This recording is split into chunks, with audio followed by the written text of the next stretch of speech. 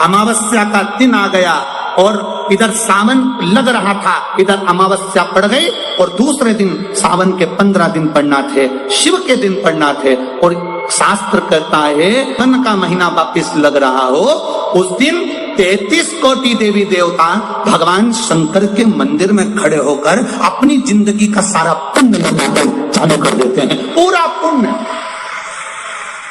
अमावस्या पूनम को अमावस्या पूर्णिमा को भंडारा क्यों चलाते हैं, उसका कारण क्या है? इनने कौन सी कथा सुन रखी है कि अमावस्या पूर्णिमा को भंडारा करो?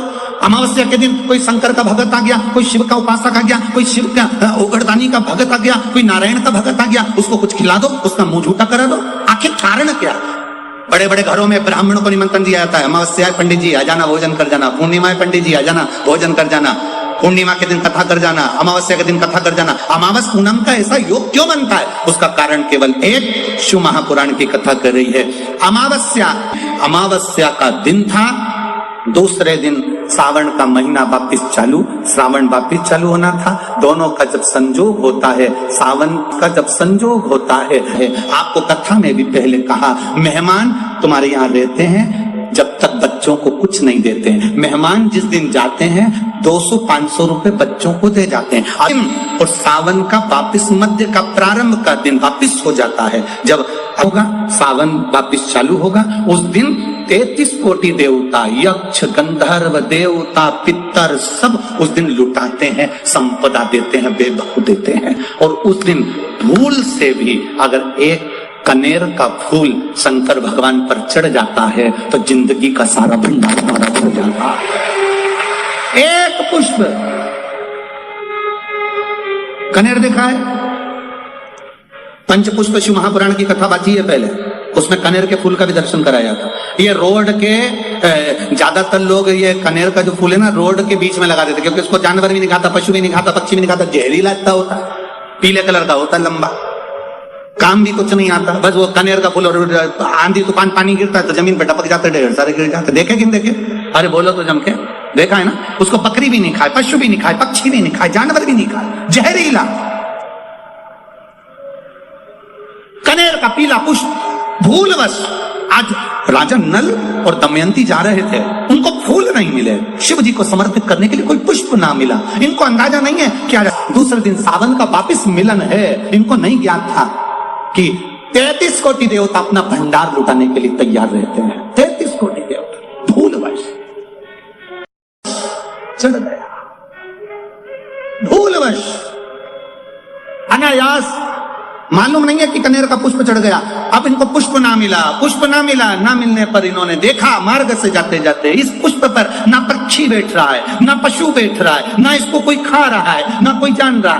पुष्प देखा, कनेर का पुष्प सम्मुख था, छीना और उठाकर उस दमयंती ने अपने पति नल को दिया। नल ने वो पुष्प देवाधिदेव महादेव को समर्पित किया। समर्पित करा हुआ पुष्प नीचे गिर गया, नीचे गिरा तो वो गिरता हुआ पुष्प अशोक सुंदरी वाली जगह पर जाकर टिक गया। तब अशोक सुंदरी ने देवाधिदेव महादेव से कहा, पिताजी इसने पुष्प मुझे दिया है। शिव कहते हैं ये पुष्प जो मुझे प्राप्त हुआ था, मैंने तुझे दिया था। ये स्थान देवी का हस्त कमल है। आज का दिन 33 कोटि देवता अपना भंडार, अपना पुण्य मनुष्य को देते हैं, इसलिए आज तुम पुण्य दीजिए। सब देवताओं ने मिलकर जब पुण्य दिया, नल का सड़ता हुआ शरीर, काला पड़ा शरीर, रोग से ग्रसित शरीर नल का ठीक हो गया और जो पुष्कर ने धन लिया था वो वापिस राजा नल को प्राप्त हो गया। पंचमी, अष्टमी, एकादशी, प्रदोष, शिवरात्रि, अमावस्या, पूर्णिमा, इस दिन ये 7 दिवस आपको बताए थे और कहा गया था कि 5-5 दिए लगाना शाम के समय पर। बन सके उन दिए को लंबी बाती का, कौन सी बाती का? जम के बोलो जरा, लंबी बाती का। आपको पहले भी कथा में कहा, लंबी बाती का जो दिया होता है, लंबी बाती का जो दीप होता है, वो दीप हमारे जीवन में वंश की भी वृद्धि करता है।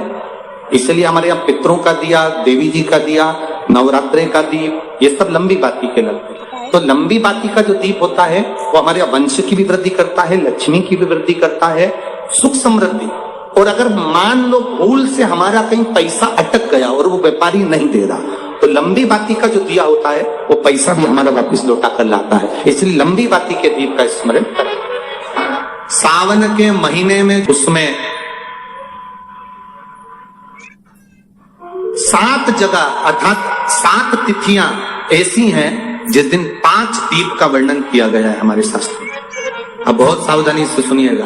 पहली है पंचमी तिथि, अष्टमी, एकादशी, प्रदोष, शिवरात्रि, अमावस्या, पूर्णिमा।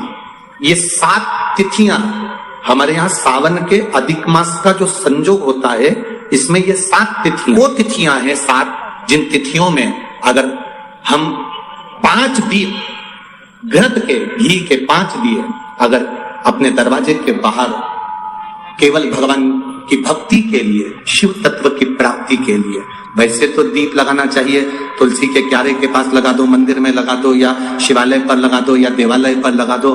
और इस कीचड़ पानी में अगर कहीं ना जा पाओ, अगर पानी वानी बरस रहा है, जगह जगह बहुत पानी है, भले इधर क्षेत्र में इतना ना दिख रहा हो पर अन्य क्षेत्रों में बहुत पानी है, तो कोई ना जा पाए तो भगवान का स्मरण कर कर उन दीप को भगवान के सामने प्रज्वलित कर कर 5 दिए इन तिथियों में, पंचमी, अष्टमी, एकादशी, प्रदोष, शिवरात्रि, अमावस्या और पूर्णिमा, जो सावन के महीने तिथियों पर जो 5 दीप भगवान के सामने प्रज्वलित कर कर अपने दरवाजे के पास में बाहर की ओर रख देता है, उसके घर में कभी रोग, बीमारी और लक्ष्मी की कोई कमती नहीं होती, उसका जीवन सार्थक हो जाता है।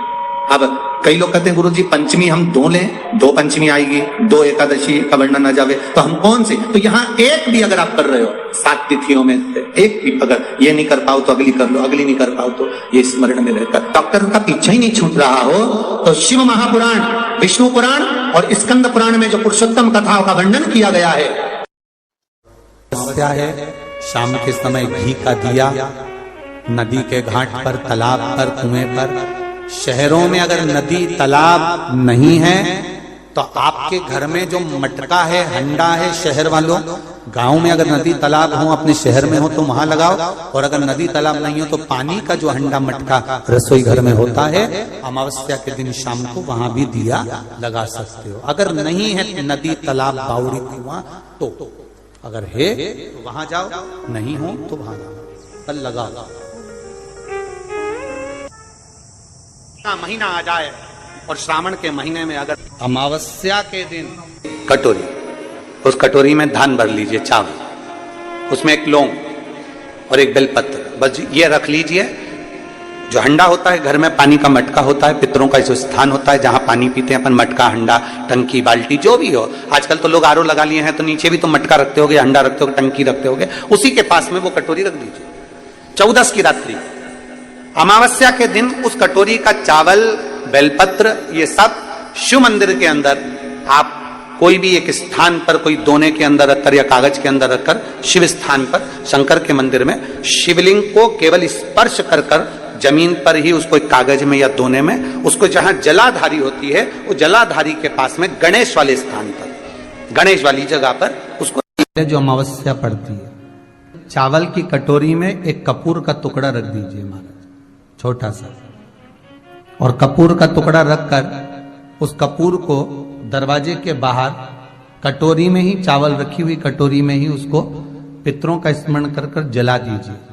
और जलाने के बाद उस चावल को कहीं भी किसी भी वृक्ष की छांव में पक्षियों के लिए डाल दीजिए। शिव महापुराण की कथा कहती है, अगर मान लो पितृ आपको कष्ट दे रहे हैं, पितृ आपको तकलीफ दे रहे हैं, कोई काम नहीं होने दे रहे हैं, या कहीं आपको ऐसा लगता है कि पितरों का दोष है, तो वो पितृदोष देवी, अब ये जो आप करेंगे ये कब कर रहे हैं? अमावस्या के दिन आप उसको रख रहे हैं, अमावस्या के दिन उसको रखकर रात भर अपने रखा कपूर के साथ में। मान लो आपको कोई ब्राह्मण देवता ने कहा कि आपके यहाँ पितृदोष है, तो आपको घबराना नहीं है कि महाराज जी मुझे क्या करना पड़ेगा, पितृदोष है। एक चावल का दाना घर में से लीजिए, हथेली पर रखिए, पानी का जो मटका होता है, हंडा होता है, पानी का जो मटका है, हंडा है, जहां पर रसोई घर में तुम पानी रखते हो, उस हंडे के पास में, मटके के पास में उस चावल के दाने को लेकर जाइए, अपने पितरों का स्मरण कर स्वधा स्वधा स्वधा स्वधा स्वधा 5 बार बोलकर शंकर भगवान की शिवलिंग पर, तुम्हारे घर में शिवलिंग हो तो घर में, और अगर मंदिर में शिवलिंग हो तो मंदिर में, उस चावल के दाने को चढ़ा दीजिए। कैसा भी पितृदोष होगा समाप्त हो।